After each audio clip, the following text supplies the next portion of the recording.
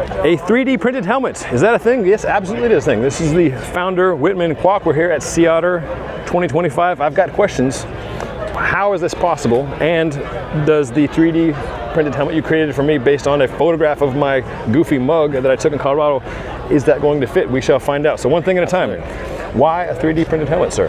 Yes, it hits all the check boxes that people care about. You'll see it particularly with our new Rhoan helmet that we're going to hand you, but makes you look better. It's just going to be form-fitting to your head, like a nice tailored suit or aero kit. It's going to be the most comfortable helmet you've ever worn because it matches the curvature of your head, and the performance is off the charts, both from an aerodynamic perspective, just being slimmer profile, but also cooling and protection are also top rated. Mm-hmm. And it's not EPS foam that's printed. What is the material that is printed?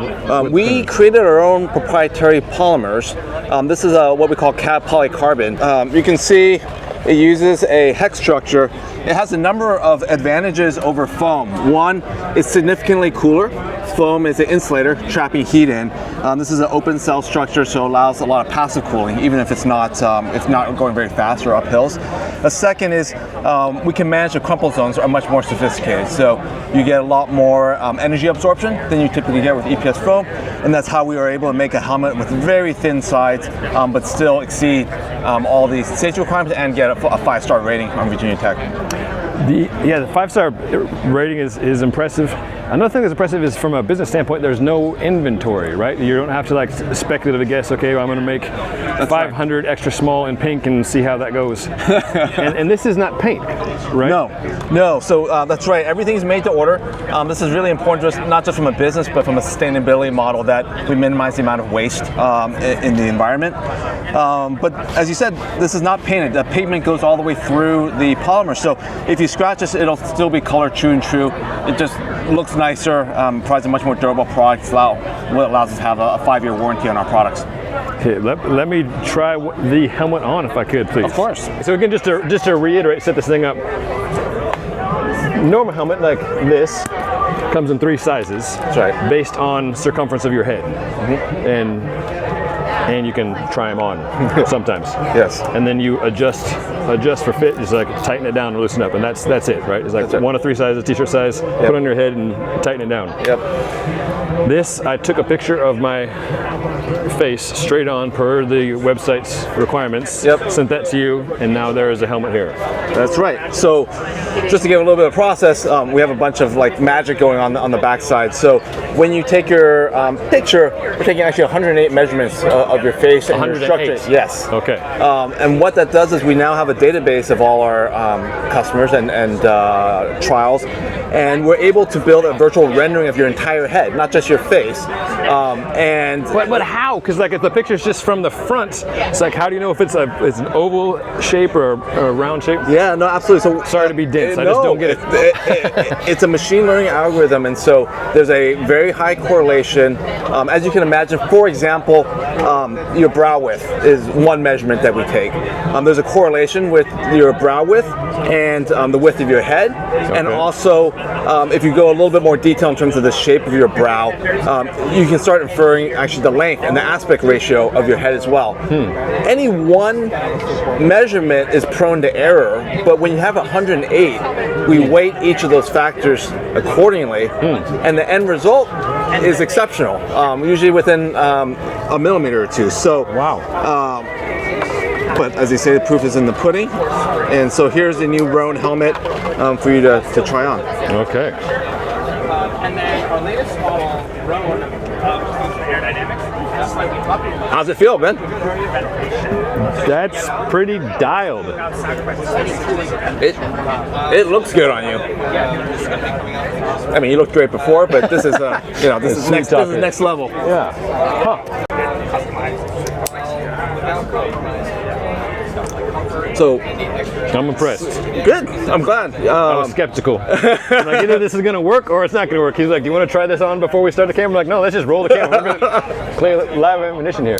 So what you see is it's going to be a streamlined profile, but what we're also doing is we're optimizing the curvature of the interior to match the curvature of your head. right? And this means that there's a couple benefits. Cooling, the airflow is going to be very consistent going over. We have an air suspension system. We call this a head hammock, basically, Okay. right? And this is 3D printed also. This is also 3D printed. It's a 3D printed closed cell foam, actually, and so you can feel it. It's a very soft texture against your skin, but it's also perforated so that you get really great airflow and it's antimicrobial. It's easy just to wipe it down, right? It doesn't harbor bacteria. It doesn't get all sweaty and gross. When you put it on after you go get your cappuccino or break on a ride, you're not gonna have all this cold sweat, coming down on your head. It's just a great user experience. How many different pieces are 3D printed at once? Like I'm thinking about being at like Silka's factory, for instance, and making a derailleur hanger, and it's one thing, a bunch of layers. There are 5 primary what we call segments on the interior. Okay. We bond them together with a resin. This is very much like a carbon fiber kind of process where we're attaching them. Right, like fusing make the them main together. triangle, the seat stays. Yep, exactly. Yeah. And then kind of bake it. And then the shells are their own separate, and that allows us to customize the interior and exterior independently of each other. So you can have a black or white interior, and then you can have any number of 9 colorways for each of the different shells on the outside. Often the sweatbands are like go on with Velcro and they're a replaceable thing. Yes. Are these replaceable? These are replaceable. They're press fit, but you shouldn't need to. There's no fabric to wear out. They're very easy to clean. It's a very durable material. But if for some reason you want an extra set, yes, you can definitely get an extra set and swap them in and out. I'm still stumped with my little brain about how, like, the width thing makes sense, like that you could get that from a photo, Yes. but being able to, ascertain the shape, is that like, these cheekbones, not mine, but like look like you have a Slavic profile and Slavic heads are this shape. Is that? Yes, I mean there's a high correlation. Like a bunch of if-then statements, like if the It's a little cheekbones bit. It's a little bit more sophisticated now. You can imagine with 108 data points, like the if-then statements can get quite long, but you clearly have like a technical background. But we are effectively weighting each of those parameters, and this is also a case where, like, we know, for example, women also have different shapes. Like generically, their forehead shape is a different curvature, and the system will just pick up those nuances and make something that fits really, really well. I'm sold on a lot of the things, but where do I put them? Right here, my friend. Right here, my friend. Okay, that was the one missing piece. Yep. So these are And actually that's snug. their sunglass ports are universal. Okay. This was a challenge. You have a custom helmet, and then you have any number of sunglasses. How do you manage that, right? Yes. So there's 2 things we did. One is there's a little gripper in these sunglass ports, so it grips your sunglasses, holds them nice and tight. Yeah. But they're also aerodynamic optimized. So you'll notice that there's certain angles to the ports.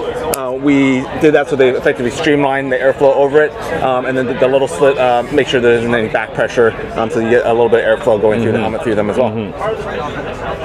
Yeah, this is super comfy. Isn't it? Right? I mean, I don't mean to be rude, but I'm impressed by the fit and like how comfortable it is for a printed thing. Yeah. I thought it was going to be like plastic and abrasive feeling. No. We've worked really hard to make sure, and we've had a lot of riders using this leading up to production. So we've taken all their feedback to incorporate what you're experiencing now. But I'm glad that your initial impression is is what we're hoping for. Obviously. Good. Yeah. And price is $300. $300. It's the same or less than. That's in line with. And you get full custom. You get custom shape and custom aesthetics, and all the performance benefits that ensue. Yeah, going through the process online, you can pick not just the color, but each panel, like the honeycomb or the top, side, back. And then I changed it on them. I put in one. I was like, actually, could you do like some blue and white? No problem. we aim to place white glove treatment. You're producing in Northern California. That's right. So we have at the moment, and you're setting up in New York. That's right. So we have we call them microfabs. These are small factories basically, and we have one in Silicon Valley where our R&D department is. We have an unprecedented demand for our helmets, and so we are spinning up a new factory in Buffalo, New York. Okay. That'll come online before the end of the month. Okay. Made in America. Made in America, cool you know, thing. I think we did it before it was cool, so to speak. We just felt like it was the right way to serve our customers. It's a much more sustainable process. We talked about made to order earlier, but in the U.S. we're able to control things like the factories are powered by renewable energy sources, solar in California and hydroelectric from Niagara Falls and Buffalo. We can hire a very specialized team, treat them well, and just build really great product with advanced technologies that aren't available anywhere else in the world. Super cool. How many people are on the team now? Yeah, we're a small team. We're in the dozens and increasing quite a bit as we're ramping up production. Okay. About less than half my users are in the U.S. The rest are elsewhere in the world. Is this available outside of the U.S. at the moment? So we want to make sure we provide a really good experience for everyone, and one of that things means not having to wait too long for your helmet. So when the new factory comes online, we will be opening up to Canada almost immediately. Okay. And then once we are able to meet that demand and continue to scale the factory, we're looking to do Europe as soon as possible. Okay. Super cool.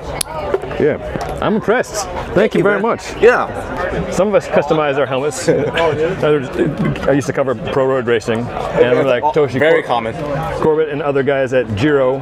Part of their job with working with pro riders was like dremeling out the helmet, the foam, very common. to fit heads, because the guys didn't want a large helmet, they wanted a small helmet, but different helmets or different heads are different shapes, and so they would just like whack away at the foam.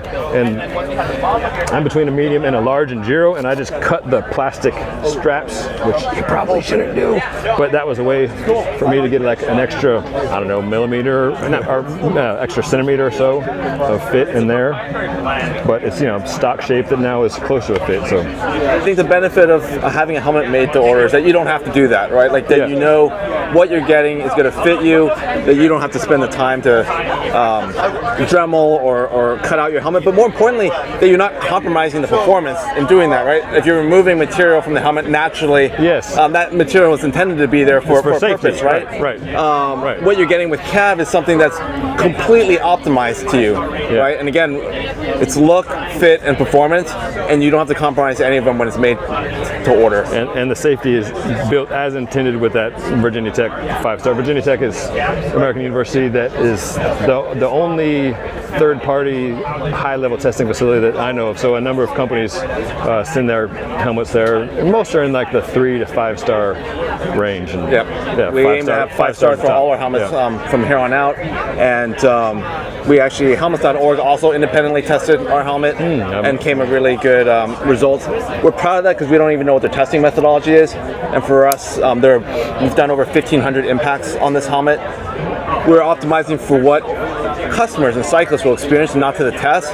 So we're always happy when we've optimized against what we believe makes the helmet safer, and then to have these other tests being done, whether we know the testing standards or not, and for it to score as well as it does is always just an additional validation. Yeah, so speak to what you're testing it versus the standard test, because I think some of the safety tests, like the CPSC test, is they put the helmet on a piece of metal, and then they drop another piece of metal right down on top. Right. Which is just something you can measure and you can compare apples to apples, but very seldom are we as cyclists falling straight down our heads. Like I've fallen down a lot, but I don't think I've ever had that kind of impact. It's usually here or here.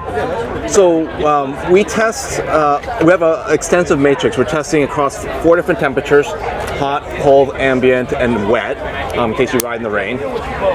We test at different velocities, and then we test what we call different anvils, as you see, like shapes of things you might impact, whether it's a sidewalk, a round object to mimic like a rock or something, flat. The main thing is that we test our helmets above and beyond, meaning whether it's Virginia Tech or CPSC, there's a limited number of hits that the technician does. We pepper the helmet every couple inches and are impacting literally every location. And that's just not a requirement.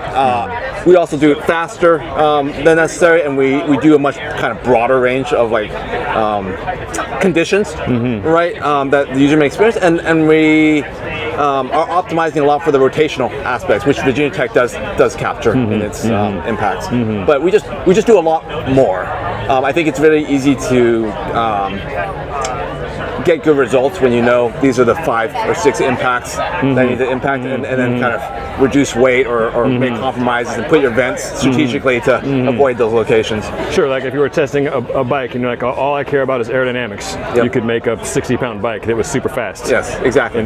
Yes, some of them. So, extreme case. But I think that's one of the benefits you'll see of our hex structure, for example, is that it's an open cell structure. It allows us to have very good protective qualities where the vents are as well, right? Whereas typically, of course, in foam, if you're hollowing it out and I want really good ventilation, let me make a big hole right in the middle of it, you are clearly going to be compromising the impact structure in that area. Speaking of talking about ventilation on a climb, because this, just to my ignorant eyes, this looks fast in a wind tunnel, but maybe not the most breathable when you're going slow speeds up a hill. It's incredibly fast in the wind tunnel. From our tests, within a half watt error rate, we are the fastest helmet that we tested amongst all the popular brands. To the cooling aspect, we have this huge benefit of the open cell structure not being a insulator like EPS foam. And so what we have is what I call passive ventilation.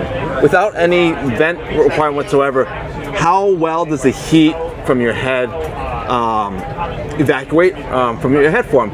It turns out when we measured going from, I think it was 114 degrees to, I want to say low 90s, maybe mid 80s, our helmet cooled off twice as fast as a EPS foam helmet of the same thickness. Wow. So even when you're climbing, and I use my helmet for climbing in the Bear, Kings Mountain, Old Honda, all the typical climbs. It is fantastic. It is comparable or better than any of the other helmets that I test, and it's for that reason that you don't actually have to have an opening for that ventilation to work. So it could be somewhat like we're standing under this pop-up that's providing some shade, and there's enough air that can move around. It doesn't need to be flowing fast, but there's some air movement. That's exactly right. It works in conjunction with the air suspension padding system that elevates the helmet just a few millimeters over your head, and it allows that passive airflow through. Well, I will be testing this here at Sea Otter and on other rides, and we'll report back with a full review of this. But I'm pretty sure you're just going to keep riding it. I'm just well after the test period, but that's where I'll put my bet. Right. Thanks a lot, Ben. Really appreciate it.